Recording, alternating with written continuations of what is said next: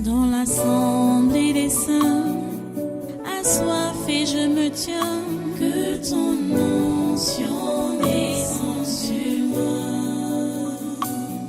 Conscient que mon destin est dans le creux de ta main, que ton onction descende sur moi. Je suis disposé, assoiffé, que ton onction descende sur moi. Je suis disposé, assoiffé,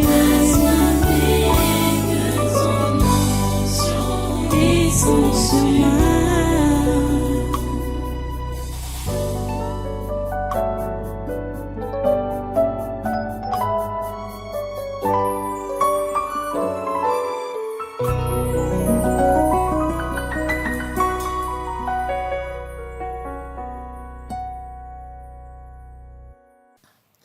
Alléluia. Comme on venait juste de neutraliser Talon et son héritage là, on va également neutraliser Alassane Ouattara et son héritage. Parce que Alassane Ouattara promet aussi une transmission générationnelle. Après avoir prêté serment, c'est ça qu'il a dit. Donc il n'avait pas encore fait la transmission générationnelle. Il veut donc faire ça. On doit refuser ça. Alassane Ouattara travaille pour le compte de la France. Tous les pays africains dont les dirigeants travaillent pour le compte de la France ou pour le compte du colon, on doit combattre contre ces dirigeants-là. Ce n'est pas le cas ici au Cameroun. Hein. Les gens pensent que comme Biya est au pouvoir là et c'est la France qui le maintient. D'autres croient ça. Pourtant, Biya est combattu par la France. Ça se voit. Ce n'est que les aveugles qui peuvent prétendre ne pas voir. Parce qu'il y a certains aveugles. Quand un sorcier dit qu'il est aveugle, il n'est pas aveugle. Hein? La France combat Biya. On comprend bien que Biya n'est pas pour la France. Il n'est pas pour la France. Ouattara a quel âge? 84 ans. Hein? On va dire que Biya est vieux. Ouais, Ouattara a 84 ans. Vous voyez ça? Et là voilà qui a encore prêté donc, son 4e mandat. Ok. Je voudrais que vous puissiez écouter ce reportage de TV5 Monde et nous allons neutraliser Ouattara et sa transmission générationnelle. Écoutez et regardez. En Côte d'Ivoire, Alassane Ouattara a revêtu les habits du pouvoir pour la 4e fois lors de sa prestation de serment au cœur du palais présidentiel ivoirien ce lundi. Un moment chargé de symboles pour celui qui entend transformer sa réélection en transmission générationnelle. Plus de détails avec notre correspondante Christelle Pire.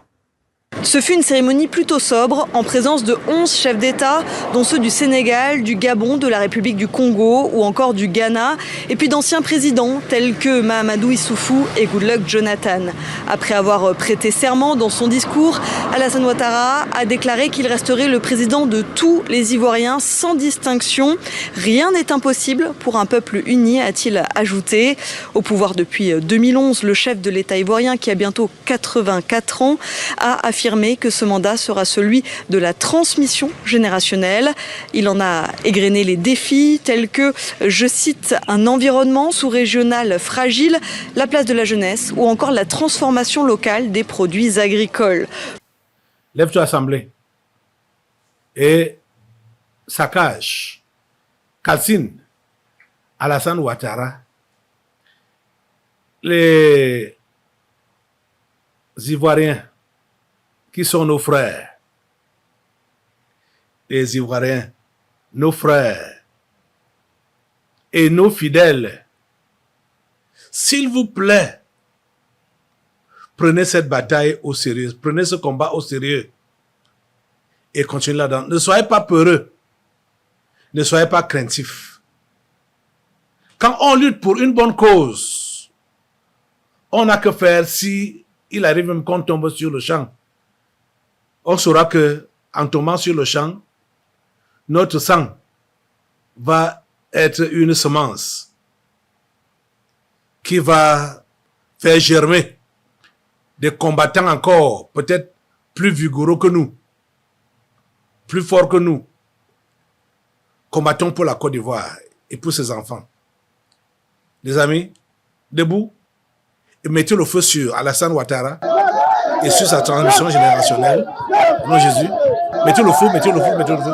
Il faut un humain à la tête de la Côte d'Ivoire. Il faut un humain à la tête de la Côte d'Ivoire. Mettez le feu, mettez le feu, mettez le feu, mettez le feu sur Alassane Ouattara et sur sa transmission générationnelle. Le feu de Dieu consume Alassane Ouattara et sa transmission générationnelle. Le feu de Dieu consume, le feu de Dieu consume, le feu de Dieu consume, le feu de Dieu consume, le feu de Dieu consume, au nom de Jésus, le feu de Dieu consume, au nom puissant de Jésus, le feu de Dieu sur Alassane Ouattara et sur sa transmission générationnelle.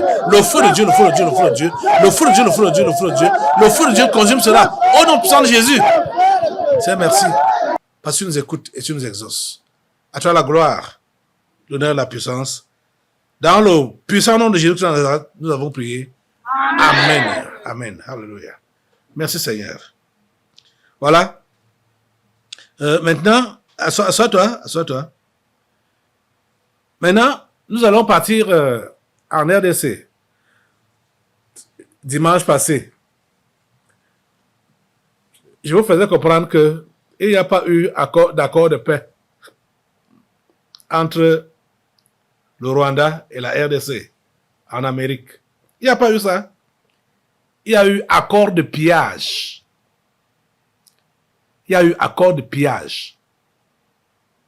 Et pour preuve, dès le retour au Congo démocratique et dès le retour au Rwanda pour l'autre l'ange déchu, le pillage a continué, c'est-à-dire les forces américaines qu'on appelle M23, ce n'est pas M23, ce sont les forces américaines. Ce sont les forces de l'OTAN qui combattent là-bas. Comment un mouvement rebelle peut être plus puissant que l'armée d'une nation comme la RDC? Ce n'est pas possible. Ce n'est pas possible. Donc, ce sont les forces américaines qui combattent contre la RDC. Et l'Afrique est là, ne peut rien dire, ne peut rien faire, ne peut pas intervenir pour arrêter cela. Oh mon Dieu, jusqu'à quand? Ça fait mal. Ça fait mal, hein? Ça fait mal. Je veux que vous puissiez regarder cette vidéo qui a été tournée, je crois, le 8, lundi passé, la vidéo de TV5 Monde, qui nous dit donc que malgré l'accord de paix, les combats se rapprochent d'Uvira. Et après, je vais vous montrer une autre vidéo. Regarde d'abord celle-ci. Dans le choix du journal Afrique, ce soir, nous vous emmenons dans l'est troublé de la République démocratique du Congo. Les rebelles du M23 progressent en direction d'Uvira, la deuxième grande ville du Sud Kivu. Sangué, la localité stratégique située à 30 km à peine d'Uvira, constitue un verrou sécuritaire dans la province. Or, ce lundi, cette ville est devenue l'épicentre de violents affrontements entre l'armée congolaise et les forces de la FCM 23. Tout à l'heure, le président Félix Tshisekedi a accusé le Rwanda de violer l'accord de Washington. Philippine de Clermont-Tonnerre et Lionel Bellon. Le président congolais s'est exprimé lors de son discours annuel à la nation. Il accuse Kigali de ne pas respecter l'accord. Force est de constater que le Rwanda viole déjà ses engagements. Vous avez vu, les amis, je vais quand même rectifier, puisque leur accord de pillage là, ça a eu lieu jeudi. Je vous parlais ici vendredi, comme on était en séminaire. C'est ça, ça m'a embrouillé un peu là. Comme on a souvent 2 réunions par semaine, mais la semaine passée, c'était le séminaire. Donc, c'était jeudi qu'ils ont fait ça. Vendredi, je vous en parlais ici. Et voilà maintenant que TV5 Monde nous fait comprendre que l'armée de Trump est en train de s'avancer vers Uvira, qui est la plus grande ville du coin. Mais, ça c'était lundi, hein. Mais déjà, ils sont déjà à Uvira. Ils sont déjà entrés dans Uvira. Donc, vous voyez, regardez cette vidéo de France 24. Donc, les Américains sont déjà à Uvira. Pourtant, Jesus. Regardez la vidéo. C'est l'une des premières conséquences diplomatiques de l'entrée du M23 dans la ville d'Uvira, dans l'est de la République démocratique du Congo. Le Burundi a fermé ce mercredi sa frontière avec la RDC. Sa capitale économique, Bujumbura, se trouve seulement à une 30aine de kilomètres de la ville congolaise. Vous voyez ça, les amis? Les Américains sont déjà à Uvira. Ils vont occuper toute la zone là. Ils sont en train de cibler des endroits où il y a beaucoup de minerais. Vous êtes en train de comprendre ça? Comme ils n'avaient pas encore occupé ça, et ils avaient déjà l'information qu'il y a beaucoup de minerais dans la zone là. Donc malgré le fait que ils ont fait leur cinéma là-bas, en Amérique, sur le terrain, ils ont continué les avancer jusqu'à occuper Uvira. Vous voyez ça? Et voilà, l'Union africaine est donc là. Ne fait rien. L'Union africaine ne peut pas envoyer ces casques, c'est les casques quoi même, qu'il y a ici pour l'Union africaine. Il ne peut pas envoyer ça là-bas. Il ne peut pas aller à la rescousse des Congolais. C'est quand il faut sauver leurs éléments, qui leur donnent les richesses, qui leur livrent la nation entière. C'est là qu'ils sont forts. Hein? Mais pour agir pour l'intérêt des populations, vous ne voyez personne. Vous ne voyez personne.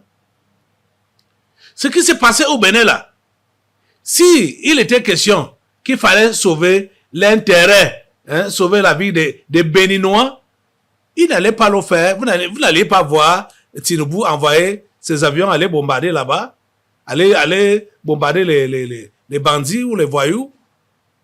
Mais comme il fallait protéger son frère, son confrère, quelqu'un qui est comme lui, ange déchu, pour donc livrer les populations béninoises à la France, c'est là que l'action a été rapide.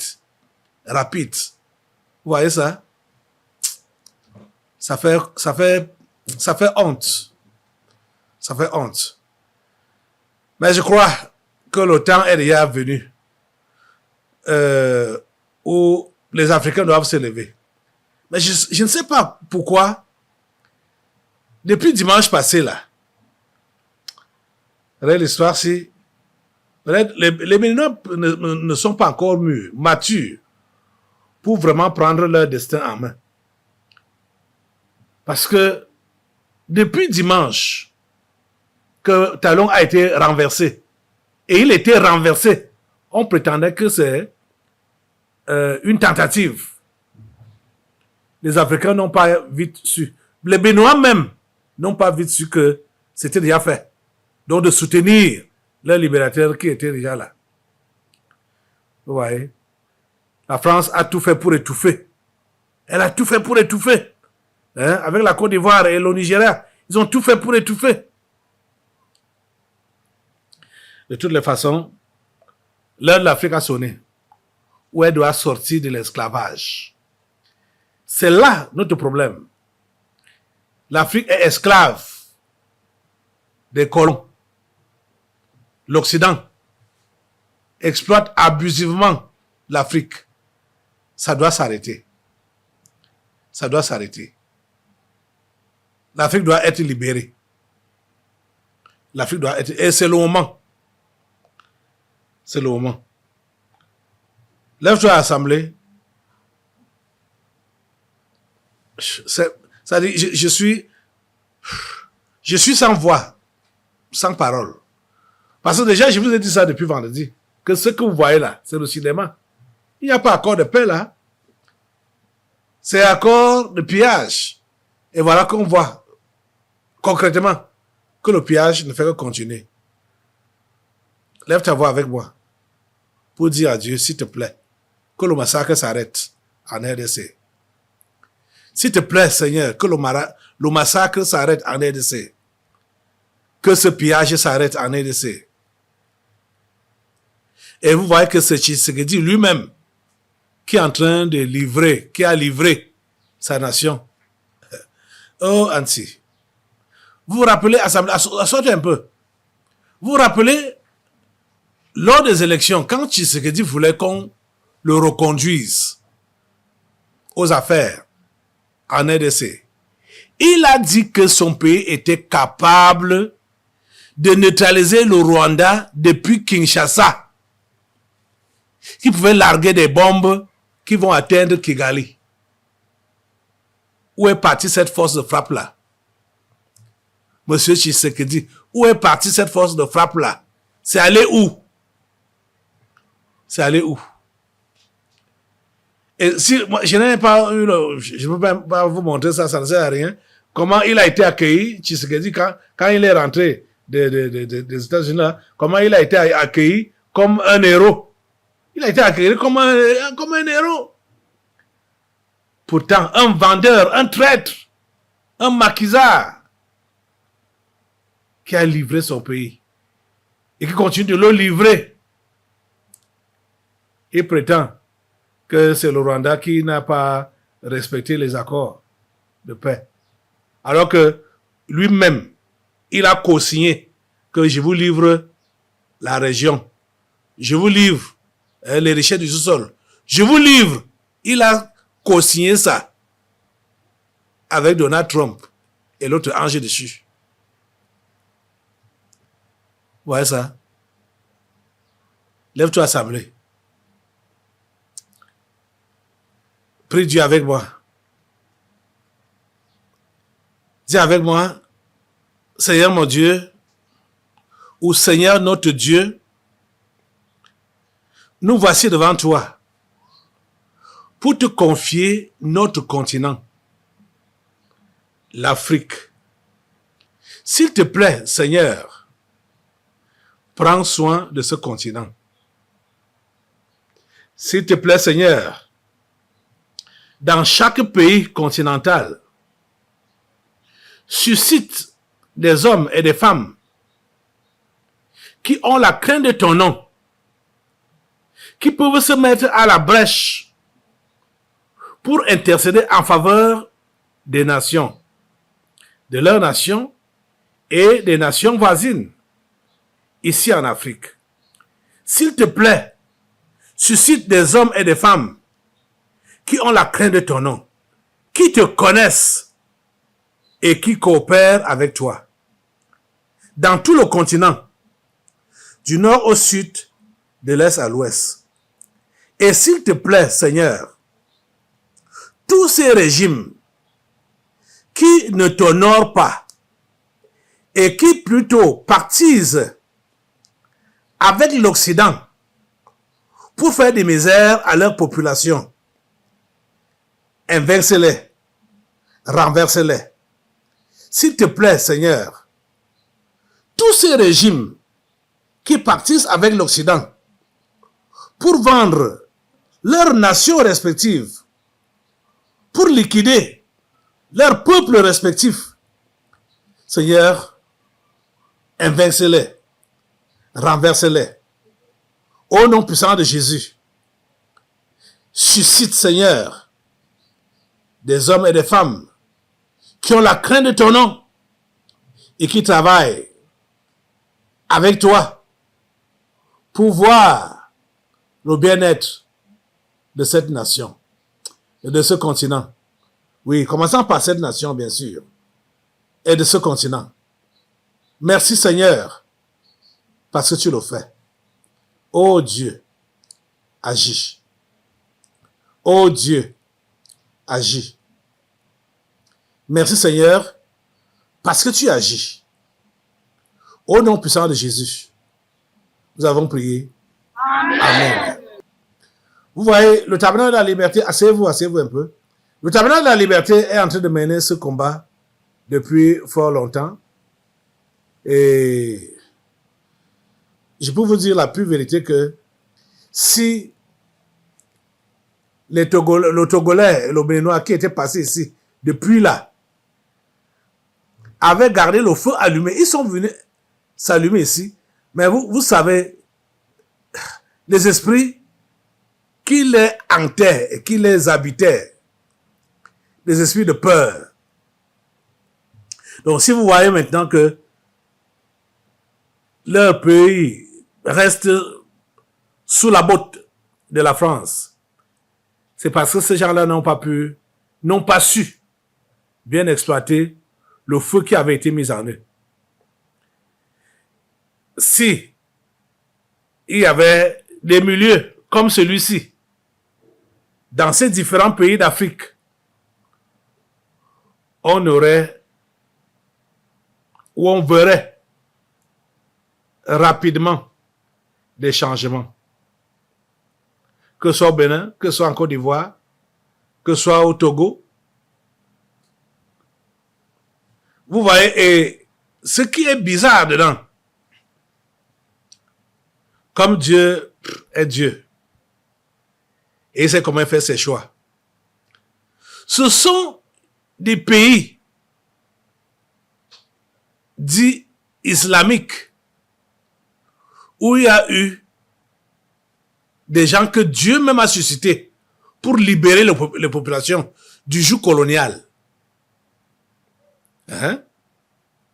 Le Mali, le Burkina Faso et le Niger, ce sont des musulmans. Mais ce sont des humains simples qui ont seulement l'amour de leur patrie. Ici, au pays, c'est un catholique qui est à la tête et soutenu par les vrais croyants.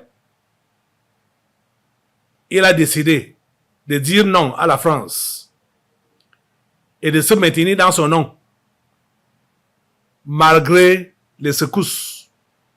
Ça demeure ainsi. Et ce pays, le Cameroun, va servir de modèle pour les autres.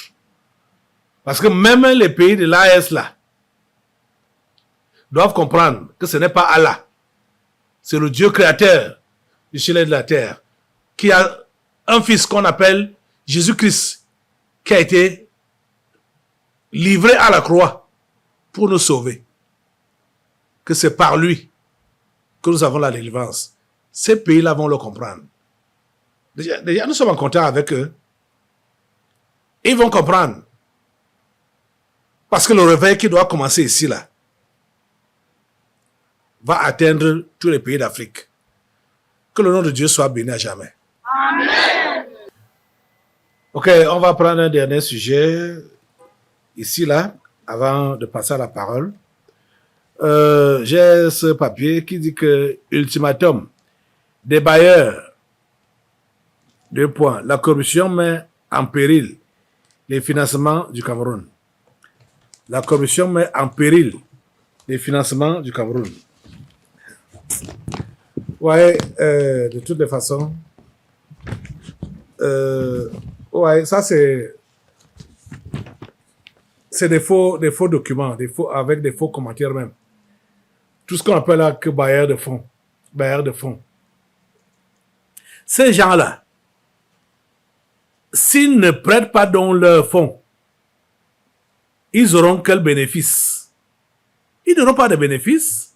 Quand on appelle bailleurs de fonds là, ce n'est pas qu'ils donnent l'argent gratuitement. Hein. C'est l'argent loué avec des intérêts. Vous comprenez ça? Ça, c'est des histoires pour bavarder. Hein? Ça dit, vous parlez de corruption. Qui a même initié l'histoire de corruption dans des pays? Non, chez nous ici en Afrique, on ne connaissait pas ça avant. Hein? Avant que l'Occident ne vienne entre ici là. Et c'est l'Occident qui est entré avec la corruption Maintenant, on va parler de corruption, machin. Hein? La corruption met en péril les financements du Cameroun. Quelle corruption? On parle de l'affaire de Glencore. Quand Glencore est venu au Cameroun, c'est Glencore qui a commencé à proposer des fortes sommes aux fonctionnaires camerounais, non? Ou dans tous les pays d'Afrique où Glencore s'installe pour exploiter le pétrole. Ce sont eux qui sont les premiers à proposer des pots de vin. Et après, on va dire que la corruption au Cameroun, quelle corruption au Cameroun? Il faut qu'ils nous laissent ces histoires-là. Il faut qu'ils laissent ces histoires-là. Hein? Il faut qu'ils laissent ces histoires. Nous-mêmes, c'est nous, les Camerounais, les vrais, que nous sommes ici, qui devons nous devons être préoccupés par l'histoire de corruption ici au Cameroun et mettre fin à cela dans la prière. Et vous lisez ce que je viens de lire là. Ça ne peut pas avoir lieu, hein, qu'ils ont des bailleurs de fonds, ils ne vont plus financer machin. C'est du mensonge. Hein? C'est du bavardage. Inutile même. Parce que ces gens, ils sont les premiers à proposer de l'argent à nos dirigeants pour qu'ils aient des faveurs par rapport à l'exploitation des richesses de nos sous-sols, de nos forêts, de nos terres. Vous comprenez ça? Qui nous laisse ça? Je ne sais pas si c'est ça, dans quel sens il faut vraiment qu'on dirige notre prière. C'était juste, en tout cas. Assemblée, lève-toi. Lève-toi. Et disons juste à Dieu que nous voulons, comme il a commencé à nettoyer, que le pays soit nettoyé de fond en comble par lui-même, de façon que les humains prennent la direction des choses, hein, toutes les choses, pour qu'il n'y ait plus de vol et plus de corruption. C'est à toi que nous élevons nos voix, à toi seul que nous élevons nos voix, et c'est de toi que nous attendons le changement dans notre pays pour que ces agents du diable, ces agents des Occidentaux qui sont là aux affaires encore aujourd'hui, qu'ils soient écartés. Écartez-les. Écartez-les tous. Et mets les vrais Camerounais. C'est ça que nous te demandons, Seigneur. Merci, Père Saint, de nous écouter, de nous exaucer. Au nom puissant de Jésus, nous avons prié. Amen. Amen. Voilà, restons debout et nous allons maintenant passer à la parole. Tu ouvres, prends ta Bible, tu ouvres déjà dans Matthieu. Ouvre dans Matthieu, au chapitre 11. Matthieu chapitre 11. Je vais te donner le verset si tu as déjà ouvert. Dans l'assemblée des saints, assoiffé je me tiens, que ton onction descende sur moi. Conscient que mon destin est dans le creux de ta main, que ton onction descende sur moi. Je suis